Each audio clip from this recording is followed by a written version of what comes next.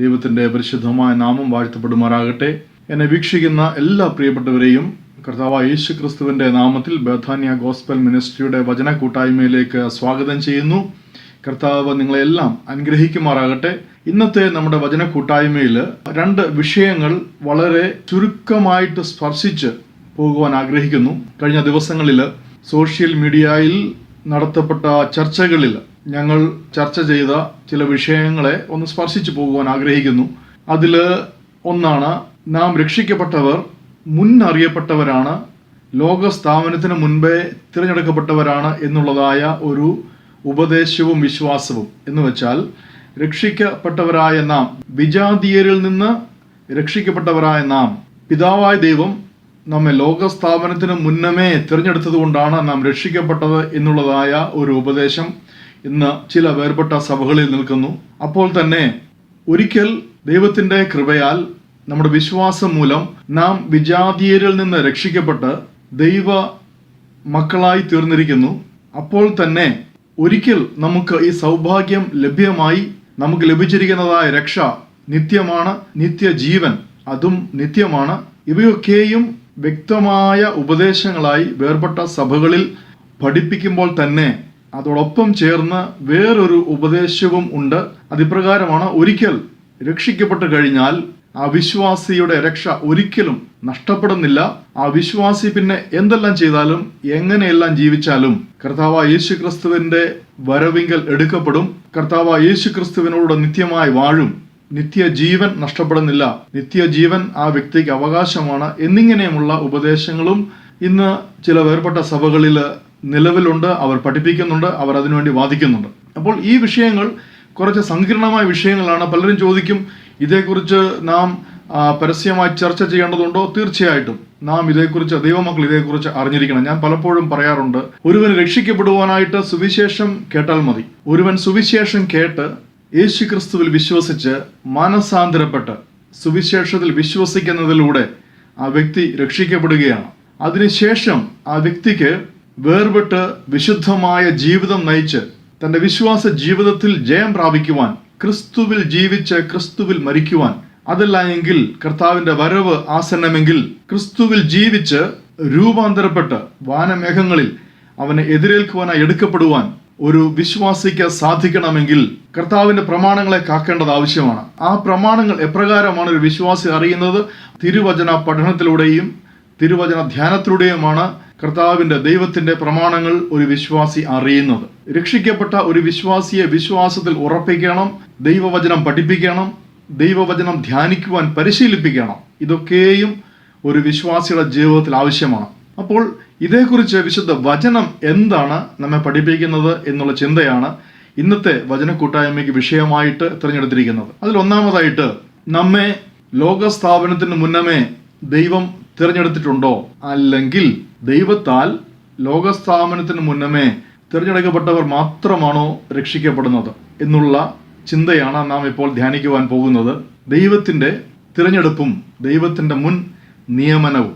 ഈ വിഷയത്തെക്കുറിച്ച് ചിന്തിക്കുവാനായിട്ട് നമുക്ക് അപ്പോസ്തലനായ പൗലോസ് റോമർക്ക് എഴുതിയ ലേഖനം 11-ാം അധ്യായത്തിലേക്ക് കടന്നു വരാം. അവിടെ എഴുതിയിരിക്കുന്ന ചില വാക്യങ്ങൾ നമുക്ക് വായിക്കാം. അപ്പോൾ അതേക്കുറിച്ചുള്ള ഒരു ഉൾക്കാഴ്ച നമുക്ക് ലഭിക്കുന്നതാണ്. എന്നാൽ ദൈവം സ്വന്ത ജനത്തെ തള്ളിക്കളഞ്ഞുവോ? ഞാൻ ചോദിക്കുന്നു. ഒരു നാളുമില്ല. ഞാനും ഇസ്രായേലിനല്ലോ, അബ്രഹാമിന്റെ സന്തതിയിൽ ബെന്യാമിൻ ഗോത്രത്തിൽ ജനിച്ചവൻ തന്നെ. ദൈവം മുന്നറിഞ്ഞിട്ടുള്ള തൻ്റെ ജനത്തെ തള്ളിക്കളഞ്ഞിട്ടില്ല. അപ്പോൾ ആരെയാണ് ദൈവം മുന്നറിഞ്ഞത്? ദൈവം ആരെയാണ് തിരഞ്ഞെടുത്തത് എന്ന് വളരെ വ്യക്തമാണ്. ദൈവം തൻ്റെ സ്വന്തം ജനമായി, തൻ്റെ സ്വന്തം മക്കളായി തിരഞ്ഞെടുത്തത് ഇസ്രായേൽ ഗോത്രത്തെയാണ്. ഇസ്രായേൽ ഗോത്രത്തെ, അവരെയാണ് കർത്താവ് എൻ്റെ ജനമെന്നും എൻ്റെ മക്കളെന്നും വിശുദ്ധ വചനത്തിൽ വിളിച്ചിരിക്കുന്നത്. ഒരുപക്ഷെ വിശുദ്ധ പൗലോസ് അഭിമുഖീകരിച്ച ഒരു ചോദ്യമായിരിക്കാം, ഇസ്രായേൽ ജനം രക്ഷിക്കപ്പെടുമോ? അവർ യേശുക്രിസ്തുവിനെ തള്ളിക്കളഞ്ഞ, യേശുക്രിസ്തുവിനെ കൊന്നവരല്ലേ, അവർ രക്ഷിക്കപ്പെടുമോ എന്നൊരു ചോദ്യം പൗലോസിന് മുൻപിലേക്ക് അന്നത്തെ വിശ്വാസികൾ ഉന്നയിച്ചിരിക്കാം. അതിന്റെ ഉത്തരമായിട്ടാണ് പൗലോസ് ഈ ഒരു അധ്യായം അതിനുവേണ്ടി എഴുതുന്നത്. 10-ാം അധ്യായവും 11-ാം അധ്യായവും നാം വായിച്ച് ധ്യാനിക്കുമെങ്കിൽ ഈ ഒരു വിഷയത്തെക്കുറിച്ച് വളരെ വ്യക്തമായിട്ട് അവിടെ എഴുതിയിരിക്കുന്നത് നമുക്ക് കാണുവാൻ സാധിക്കും. അപ്പോൾ ദൈവം മുന്നമേ തിരഞ്ഞെടുത്ത് നിയമിച്ചിരിക്കുന്നത് വിജാതീയരെ അല്ല, ഇസ്രായേൽ ഗോത്രത്തെയാണ്. നാം വിജാതീയരായിരുന്ന അവസ്ഥയിൽ ദൈവം തിരഞ്ഞെടുത്ത് നിയമിച്ച യഹൂദർ പുത്രനിൽ വിശ്വസിക്കാതെ പുത്രനെ തള്ളിക്കളഞ്ഞതുകൊണ്ട് അവരെ ദൈവവും തള്ളിക്കളഞ്ഞു. തന്റെ സ്വന്തം ജനത്തെ തള്ളിക്കളഞ്ഞ ആ സ്ഥാനത്തേക്കാണ് വിജാതീയനായ എനിക്ക് പ്രവേശനം ലഭിച്ചത്. 11-ാം അധ്യായത്തിൽ വളരെ വ്യക്തമായിട്ട് നമുക്ക് കാണുവാൻ സാധിക്കും. നമുക്ക് മുമ്പോട്ട് 1-2 വാക്യങ്ങൾ കൂടെ വായിച്ച് അത് ഗ്രഹിക്കുവാൻ ശ്രമിക്കാം. 17-ാം വാക്യം മുതൽ വായിക്കുന്നു. കൊമ്പുകളിൽ ചിലത് ഒടിച്ചിട്ട് കാട്ടൊലിവായി നിന്നെ അവരുടെ ഇടയിൽ ഒട്ടിച്ചു ചേർത്ത് ഒലിവ് മരത്തിന്റെ ഫലപ്രദമായ വേരിന് പങ്കാളിയായി തീർന്നുവെങ്കിലോ കൊമ്പുകളുടെ നേരെ പ്രശംസിക്കരുത്. അപ്പോൾ തീർച്ചയായിട്ടും അന്നത്തെ വിശ്വാസികൾ, വിജാതീയരിൽ നിന്ന് രക്ഷിക്കപ്പെട്ടു വന്ന വിശ്വാസികളും അതുപോലെ യഹൂദ മതത്തിൽ നിന്ന് രക്ഷിക്കപ്പെട്ട വിശ്വാസികളും തീർച്ചയായിട്ടും പൗലോസിന്റെ മുൻപിൽ ഈ ഒരു ചോദ്യം ഉന്നയിച്ചേക്കാം. അവർ യേശുക്രിസ്തുവിനെ തള്ളിക്കളഞ്ഞതുകൊണ്ടല്ലേ, പുത്രനെ തള്ളിക്കളഞ്ഞതുകൊണ്ടല്ലേ അവരും തള്ളപ്പെട്ടിരിക്കുന്നത്? അവർ ദൈവത്താൽ തള്ളപ്പെട്ടവരല്ലേ, നിന്ദിക്കപ്പെട്ടവരല്ലേ? ഞങ്ങളാണല്ലോ ഇന്ന് ഇസ്രായേലിന്റെ ആ സ്ഥാനത്ത് ഇരിക്കുന്നത്. അപ്പോൾ അങ്ങനെയുള്ള ഒരു ചോദ്യത്തോടുള്ള, ഒരു ചിന്തയോടുള്ള പ്രതികരണമായിട്ട് നമുക്കിത് വ്യക്തമായിട്ട് കാണുവാൻ സാധിക്കും. എന്ന് വെച്ചാൽ, നിങ്ങൾ രക്ഷിക്കപ്പെട്ടു എന്ന് വെച്ച് നിഗളിക്കരുത്. നിങ്ങൾ നിഗളിക്കുമ്പോൾ ഓർത്തുകൊള്ളുക, അവരാണ് ദൈവത്തിന്റെ ജനം, അവരാണ് ലോകസ്ഥാപനത്തിന് മുന്നമേ തിരഞ്ഞെടുക്കപ്പെട്ടവർ, അവർ ദൈവത്തിന്റെ മക്കളാണ്, അവർ ജന്മം കൊണ്ട് തന്നെ ദൈവത്തിന്റെ മക്കളാണ്. നീ ജന്മം കൊണ്ട് ദൈവത്തിന്റെ മകൻ അല്ലായിരുന്നു, നീ വിജാതീയനായിരുന്നു, നീ പിശാചിന്റെ സന്തതിയായിരുന്നു, നീ ചേറ്റിൽ കിടന്നവനായിരുന്നു. അവിടെ നിന്ന് ദൈവം തന്റെ കൃപയാൽ നിന്നിൽ വിശ്വാസമുളവാക്കിയിട്ട് സുവിശേഷത്തിൽ നിന്നെ വിശ്വസിപ്പിക്കുമാറാക്കി, പിതാവ് നിന്നെ ആകർഷിച്ചിട്ട് നീ യേശുക്രിസ്തുവിന്റെ അരികിലേക്ക് എത്തുവാൻ ഇടയാക്കി, നീ യേശുക്രിസ്തുവിൽ വിശ്വസിക്കുവാനിടയാക്കി. അങ്ങനെയാണ് നിനക്ക് രക്ഷ ലഭിച്ചത്. അപ്പോൾ നീ അഹങ്കരിക്കരുത്. തുടർന്ന് മുന്നോട്ട് എഴുതുകയാണ്. പ്രശംസിക്കുന്നുവെങ്കിൽ നീ വേരിനെ അല്ല, വേർ നിന്നെ അത്രേ ചുമക്കുന്നു എന്നോർക്ക. എന്നാൽ എന്നെ ഒട്ടിക്കേണ്ടതിന് കൊമ്പുകളെ ഒടിച്ചു കളഞ്ഞു എന്ന് നീ പറയും. ശരി, അവിശ്വാസത്താൽ അവ ഒടിഞ്ഞുപോയി. വിശ്വാസത്താൽ നീ നിലനിൽക്കുന്നു. വിശ്വാസത്താൽ നീ നിലനിൽക്കുന്നു. അപ്പോൾ ഒരിക്കൽ രക്ഷിക്കപ്പെട്ടു എന്ന് പറഞ്ഞ് ഞെളിയാതെ നിനക്ക് ലഭിച്ച കൃപയാൽ നിനക്ക് ലഭിച്ച ആ വിശ്വാസത്തിൽ നിലനിൽക്കുന്നുവെങ്കിൽ നീ ഛേദിക്കപ്പെടാതെ നിൽക്കുന്നിടത്ത് തന്നെ നിൽക്കുവാൻ നിനക്ക് സാധിക്കുമെന്നാണ് അപ്പോസ്തലൻ ഈ ഭാഗത്ത് നമ്മെ പ്രബോധിപ്പിക്കുന്നത്. സ്വാഭാവിക കൊമ്പുകളെ ദൈവം ആദരിക്കാതെ പോയെങ്കിൽ നിന്നെയും ആദരിക്കാതെ വന്നേക്കാം. ആകയാൽ ദൈവത്തിന്റെ ദയയും ഖണ്ഡിതവും കാണുക. വീണവരിൽ ദൈവത്തിന്റെ ഖണ്ഡിതവും, നിന്നിലോ നീ ദയയിൽ നിന്നാൽ ദയം തന്നെ. മുന്നോട്ട് വായിക്കുന്നു, 22-ാം വാക്യത്തിന്റെ അവസാനം വായിച്ചാട്ടെ. നിന്നിലോ നീ ദയയിൽ നിലനിന്നാൽ ദയയും തന്നെ, അല്ലെങ്കിൽ നീയും ഛേദിക്കപ്പെടും. അവിശ്വാസത്തിൽ നിലനിൽക്കാഞ്ഞാൽ അവരെയും കൂടെ ഒട്ടിക്കും. ഇത് വളരെ വ്യക്തമാണ്. ദൈവ കൃപയാലുള്ള വിശ്വാസം മൂലം അവന് ലഭിച്ചിരിക്കുന്നതായ രക്ഷയിൽ നിലനിൽക്കുന്നില്ല എങ്കിൽ, അവന് ലഭിച്ച വിശ്വാസത്തിൽ നിലനിൽക്കുന്നില്ല എങ്കിൽ, അവൻ അഹങ്കരിച്ചാൽ, അവൻ നിഗളിച്ചാൽ, തൻ്റെ സ്വന്തം ജനത്തെ ഛേദിച്ചു കളഞ്ഞ ദൈവം നിന്നെയും ഛേദിച്ചു കളയും. അപ്പോൾ ലഭിച്ചിരിക്കുന്ന വിശ്വാസം ജീവിതകാലം മുഴുവൻ ഏത് വിധേന ജീവിച്ചാലും നിലനിൽക്കുന്നതാണോ എന്ന് ചിന്തിക്കണം. എന്നെ കേൾക്കുന്ന പ്രിയപ്പെട്ടവരെ, നമുക്ക് കൃപയാൽ ലഭിച്ചിരിക്കുന്ന ഈ വലിയ സൗഭാഗ്യം, കർത്താവായ യേശു ക്രിസ്തുവിൽ ജീവിക്കുക എന്നുള്ള ഈ സൗഭാഗ്യം, നാം നമ്മുടെ വിശ്വാസത്തിൽ നിൽക്കുന്നില്ല എങ്കിൽ, നാം നിഗളിക്കുന്നു എങ്കിൽ, അഹങ്കരിക്കുന്നു എങ്കിൽ, ദൈവം നമുക്ക് തന്ന ഈ രക്ഷയെ നാം ഗണ്യമാക്കുന്നില്ല എങ്കിൽ, നാം പുത്രനെ ചവിട്ടിക്കളയുന്നുവെങ്കിൽ, നാം പുത്രനെ വീണ്ടും ക്രൂശിക്കുന്നുവെങ്കിൽ, തീർച്ചയായിട്ടും വളരെ വ്യക്തമായി വചനം നമ്മെ പഠിപ്പിക്കുന്നു, ഛേദിക്കപ്പെടുവാൻ സാധ്യതയുണ്ട്. അപ്പോൾ തന്നെ എന്നെ കേൾക്കുന്നവരായി നിങ്ങൾ ചിന്തിക്കണം.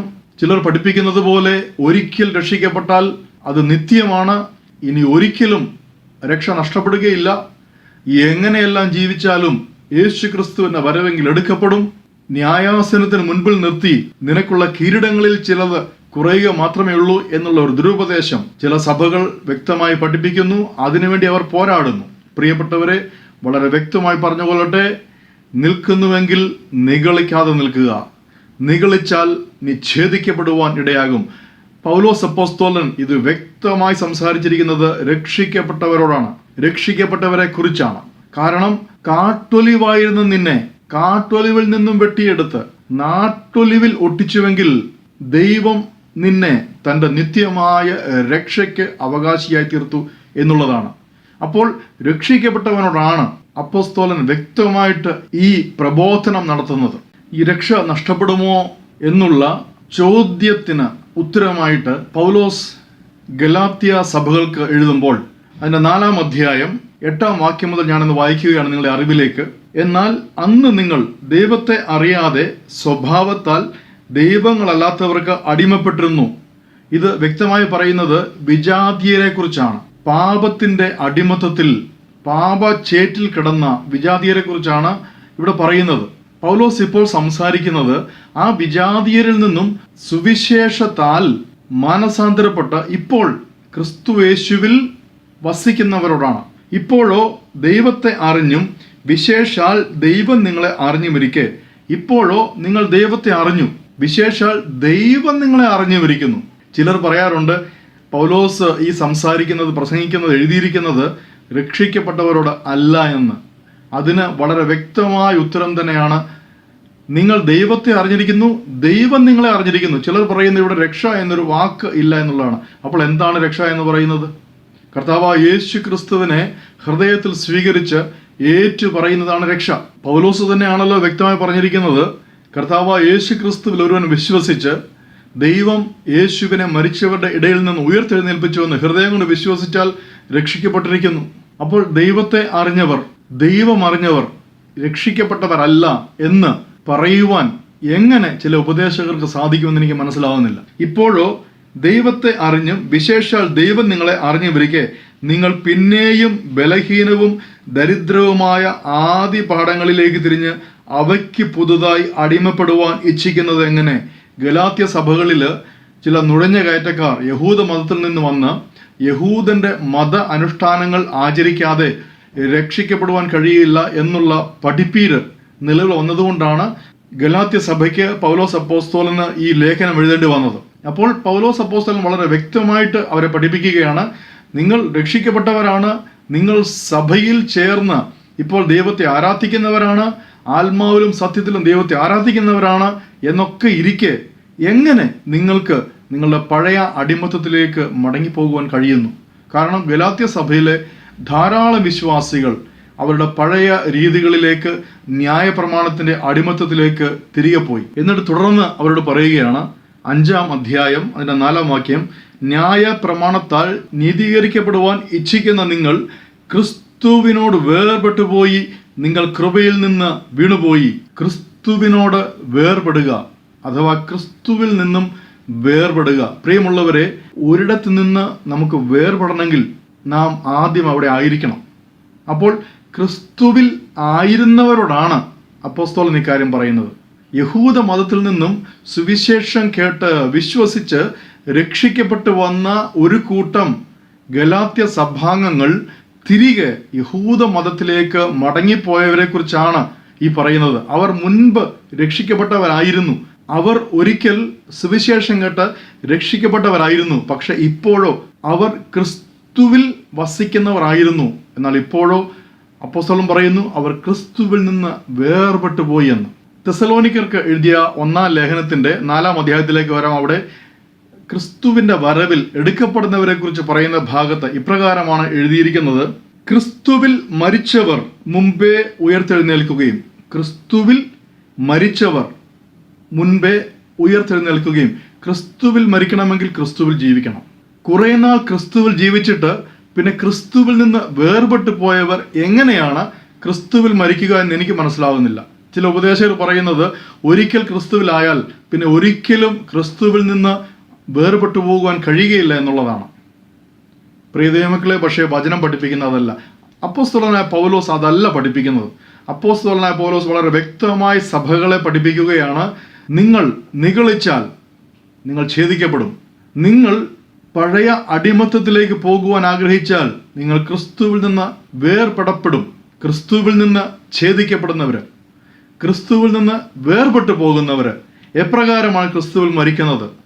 ക്രിസ്തുവിൽ മരിക്കാതെ എപ്രകാരമാണ് അവർ കർത്താവിൻ്റെ വരവിൽ ഉയർത്തെഴുന്നേൽക്കുന്നത്? ക്രിസ്തുവിൽ ജീവിക്കാതെ എപ്രകാരമാണ് കർത്താവിൻ്റെ വരവിൽ ഒരു വിശ്വാസി രൂപാന്തരപ്പെടുന്നത്?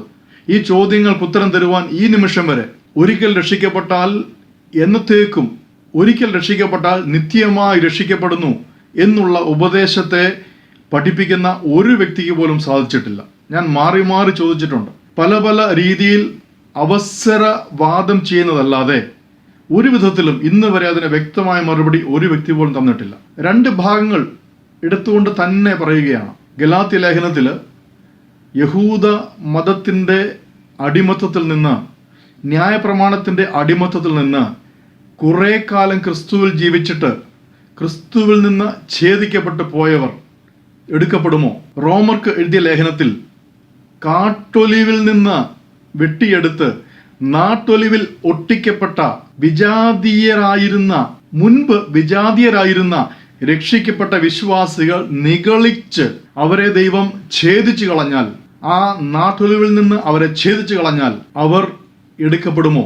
അവർക്ക് ക്രിസ്തുവിൽ തുടർന്ന് ജീവിക്കുവാൻ കഴിയുമോ? കർത്താവിന്റെ വരവിൽ അവരെടുക്കപ്പെടുമോ? പല ഉപദേശകരും പറയുന്നത് ഒരു പാപം ചെയ്താൽ ഉടനെ രക്ഷ നഷ്ടപ്പെടുമോ? അങ്ങനെ അല്ല. വിശുദ്ധ വചനം അങ്ങനെ പഠിപ്പിക്കുന്നില്ല. വിശുദ്ധ വചനം പഠിപ്പിക്കുന്നത് ക്രിസ്തുവിനോട് ഒരുവൻ വേർപെട്ടു പോയാൽ അവൻ ഛേദിക്കപ്പെട്ടു. എന്റെ ചോദ്യം, അവനിൽ രക്ഷ നിലനിൽക്കുമോ? അവൻ നിത്യജീവന അവകാശിയാകുമോ? എന്നെ കേൾക്കുന്ന പ്രിയപ്പെട്ടവരെ, വളരെ ആഴത്തിൽ ചിന്തിക്കേണ്ട, പഠിക്കേണ്ട വിഷയങ്ങളാണ് ഇവ എന്ന് വ്യക്തമായിട്ട് പറഞ്ഞു കൊള്ളട്ടെ. വിശുദ്ധിയോടെ, ഭക്തിയോടെ, വിശ്വാസത്തോടെ വിശ്വാസ ജീവിതം നയിക്കുവാൻ ദൈവമായ കർത്താവ് നമ്മെല്ലാം അനുഗ്രഹിക്കട്ടെ, അനുവദിക്കട്ടെ.